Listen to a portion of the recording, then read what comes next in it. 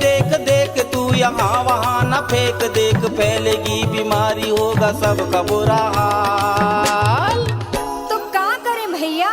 गाड़ी वाला आया घर से कचरा निकाल, गाड़ी वाला आया घर से कचरा निकाल, गाड़ी वाला आया घर से कचरा निकाल, गाड़ी वाला आया घर से कचरा निकाल। देख देख देख तू यहाँ वहाँ न फेंक देख, फैलेगी बीमारी होगा सबका बुरा हाल। अरे तो क्या करे भैया? गाड़ी वाला आया घर से कचरा निकाल, गाड़ी वाला आया घर से कचरा निकाल, गाड़ी वाला आया घर से कचरा निकाल, गाड़ी वाला आया घर से कचरा निकाल। तो गाड़ी वाला आया घर से कचरा निकाल ये क्लिप देखने के बाद आपको हंसी आई होगी, आपने थोड़ा एंजॉय भी किया होगा, लेकिन अब सीरियस होने का टाइम आ चुका है, क्योंकि कोलकाता में एक प्राइवेट कंपनी जिसका नाम आईपैक है, जब उसमें रेड होता है तो उसको बचाने के लिए ममता बनर्जी खुद क्यों पहुंच जाती है।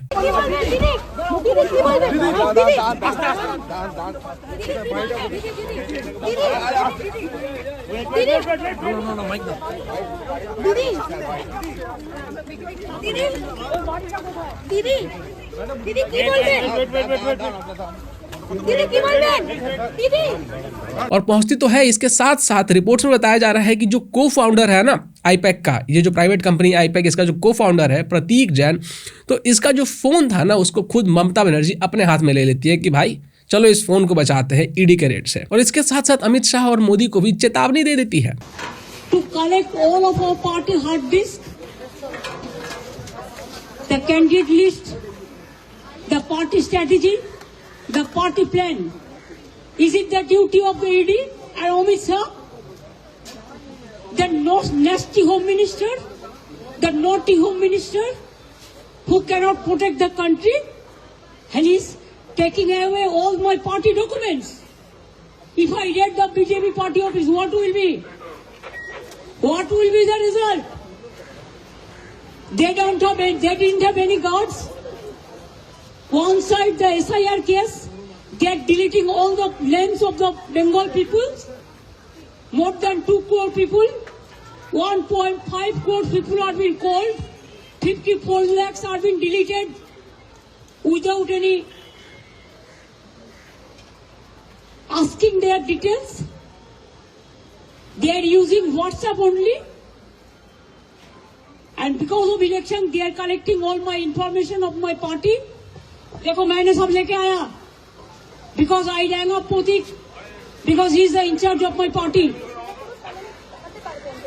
So my hard disk, see,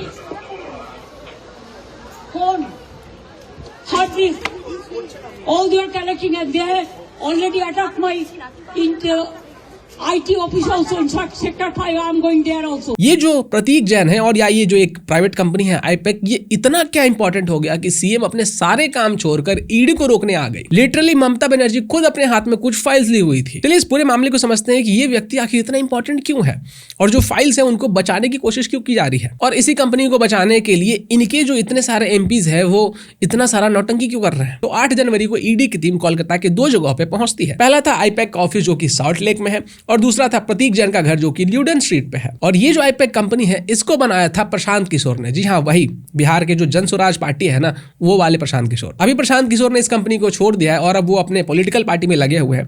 तो प्रशांत किशोर के आईपैक को छोड़ने के बाद से ये जो प्रतीक जैन है उसने इस पूरे कंपनी का बागडोर संभाला हुआ है। तो जब ईडी इन लोकेशंस के ऊपर छापेमारी करने के लिए पहुंची तो वहां पे खुद ममता बनर्जी पहुंच गई। जी हाँ, अपने सारे काम काज छोड़ के वेस्ट बंगाल में जितने भी इंपॉर्टेंट काम है सबको छोड़ के सबसे ज्यादा इंपॉर्टेंट उनके लिए क्या था, प्रतीक जैन को बचाना है और ये जो आईपैक कंपनी है इसको बचाना है। तो खुद वो वहां पहुंच जाती है और वहां पे जो लैपटॉप्स होते हैं, जो डिजिटल एविडेंसेस होते हैं, जो डॉक्यूमेंट्स थे, तो उनको खुद ममता बनर्जी ने जबरदस्ती ले लिया। और इसके साथ साथ ईडी के जो ऑफिशियल्स थे ना, उनके ऊपर एफआईआर भी करवा दी गई पुलिस स्टेशन में कि भाई ये लोग डेटा को चुराने आए थे। आपको याद है झारखंड में जब हेमंत सोरेन के यहाँ ईडी की टीम पहुंची थी तो उनके ऊपर ही SC/ST एक्ट लगा दिया गया था। तो ऐसी नौटंकी ना हमारे देश में ही हो सकती है कि एक जो सेंट्रल एजेंसी है उनके ऊपर एफआईआर करवा दिया जा रहा है या फिर SC/ST एक्ट लगा दिया जा रहा है कि वो काम ही ना कर पाए। अब जो भी इन्वेस्टिगेशन में चीजें सामने आई हैं उसको मैं आपके सामने सिंप्लीफाई करके बताता हूं। इस पूरे खेल का मास्टरमाइंड बताया जाता है अनूप माझी उर्फ लाला को। इसने ही आसनसोल और पुरुलिया में ECL की बंद पड़ी हुई माइंस से इलीगल कोयला निकालना शुरू किया। अब ये जो कोयला निकाला गया वो आखिर गया कहां भाई? ईडी के हिसाब से इसका जो सबसे बड़ा खरीदार था वो था शाकंभरी ग्रुप। अब ये शाकंभरी ग्रुप एक बहुत बड़ी स्टील और पावर कंपनी है। अब ये जो शाकंभरी ग्रुप है इन्होंने इतना सारा कोल आखिर क्यों बाय किया भाई? तो ईडी के हिसाब से इन लोगों ने इस कोल का इस्तेमाल किया अपने स्टील के फैक्ट्री में। अब क्योंकि कोयला चोरी का था तो जो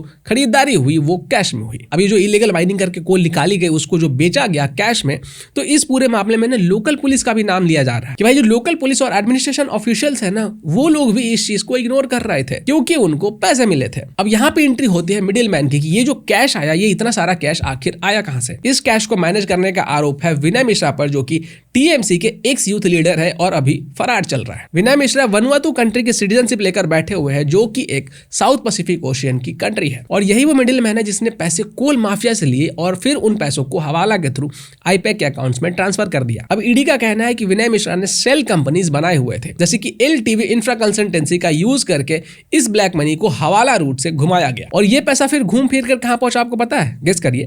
ये पैसा घूम फिर कर पहुंचता है आईपैक के अकाउंट्स में, वही आईपैक जहां पे कि ईडी ने रेड कंडक्ट किया जिसका कि डॉक्यूमेंट्स, हार्ड डिस्क और डिजिटल एविडेंसेस को जबरदस्ती ममता बनर्जी ने छीन लिया। अब इस पूरे नेक्सस में अभिषेक बनर्जी की वाइफ रुजिरा बनर्जी का भी नाम आता है। ईडी ने इन्वेस्टिगेशन के दौरान अभिषेक बनर्जी की वाइफ रुजिरा बनर्जी से भी बहुत बार सवाल किए हैं कि भाई आपके जो ओवरसीज अकाउंट्स हैं उनमें जो पैसे आए वो आखिर कहां से आए हैं। साथ में ईडी ने स्पेसिफिकली ये भी बताया कि 20 करोड़ रुपए जो कि आईपैक को ट्रांसफर किए गए थे उन पैसों का इस्तेमाल किया गया गोवा के 2022 के इलेक्शन में TMC के कैंपेन्स के लिए। हाँ जी भाई साहब, मैं गोवा के 2022 के इलेक्शन की बात कर रहा हूँ। TMC ने वहां कैंपेन किए थे। क्या आपको थोड़ा सा ये रिलेवेंट लग रहा है?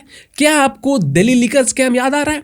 दिल्ली लिकर स्कैम में भी ईडी ने जो मनी ट्रेल बनाया था उसमें भी गोवा का जिक्र था। कोर्ट में भी कहा गया था कि जो पैसे थे ना उसका इस्तेमाल किया गया था गोवा के इलेक्शन में। मुझे तो लगता था लोग गोवा में सिर्फ छुट्टियां मनाने जाते हैं, यहाँ पे तो पैसे ब्लैक से व्हाइट भी होते हैं गोवा में। पूरा मामला इन नटशल कुछ ऐसा है कि इलीगल कोल माइनिंग से जो पैसे आए उन पैसे का इस्तेमाल किया गया TMC के ब्रांडिंग के लिए और TMC के पॉलिटिकल कैंपेन्स के लिए। अब क्योंकि TMC का जो पॉलिटिकल कैंपेन्स वगैरह हो गया, जो IT सेल है TMC का वो मैनेज करती है आईपैक, तो इसलिए ये जो पैसे थे वो आईपैक के अकाउंट्स में आए घूम फिर के हवाला के थ्रू। और ये ईडी का इन्वेस्टिगेशन कहता है और अगर ये प्रूफ हो गया तो ये सीधा मनी लॉन्ड्रिंग का केस बनेगा और आईपैक और TMC दोनों के दोनों बहुत ज्यादा मुश्किल में पड़ने वाले हैं। बाकी आप समझदार है कि ममता बनर्जी पूरे स्टेट का काम धाम छोड़ कर आईपैक को बचाने के लिए आखिर क्यों आई होगी। और अगर आप सोच रहे हैं कि आईपैक सिर्फ एक प्राइवेट कंपनी है कोलकाता के अंदर और वो TMC के पॉलिटिकल कैंपेन्स को हैंडल करती है, TMC का जो IT सेल है उसको हैंडल करती है, तो रुकिए, अभी डिटेल्स और भी है। आईपैक जो है ना वो सिर्फ एक प्राइवेट कंपनी नहीं है, ये TMC का आप एक तरीके से आंख और कान समझ सकते हैं। रिपोर्ट्स ऐसे आ रहे हैं कि आईपैक जो कंपनी है उन्हीं के पास ये पूरा डेटा है बंगाल SIR का, यानी कि किन लोगों के नाम वोटर लिस्ट में होने चाहिए, किन के नहीं होने चाहिए, कौन जो है वो TMC के वोटर है, कौन TMC के वोटर नहीं है। और ये जो रिपोर्ट है ना वो ऑलमोस्ट हर बूथ की है। इसके साथ साथ वेस्ट बंगाल में 2026 में जो इलेक्शन होने वाले हैं ना उसका जो पूरा रिपोर्ट है ना वो भी इनके पास है। जब वेस्ट बंगाल के अंदर स्कैम की बात हो ही रही है तो मुझे बहुत सारे मेल्स आए थे कि वेस्ट बंगाल के अंदर जो टीचर रिक्रूटमेंट का एग्जाम हुआ था ना उसमें बहुत सारे स्कैम हुए हैं। और ऐसा एक नहीं, मुझे बहुत सारे मेल आए थे। मैंने इसके लिए शॉर्ट शूट भी कर लिया था लेकिन टाइम की कमी के कारण मैं उसको अपलोड नहीं कर पा रहा था। और जिन लोगों ने मुझे मेल करके बताया था तो मैं उनको सॉरी बोलना चाहूंगा कि भाई मैं थोड़ा लेट हो गया, क्योंकि टाइम का ना बहुत ज्यादा इशू हो जाता है क्योंकि सब कुछ अकेले करना पड़ता है। वैसे मैं आपसे जानना चाहूंगा कि ईडी की जो इन्वेस्टिगेशन है वो सही है या फिर ये सिर्फ एक पॉलिटिकल टूल है।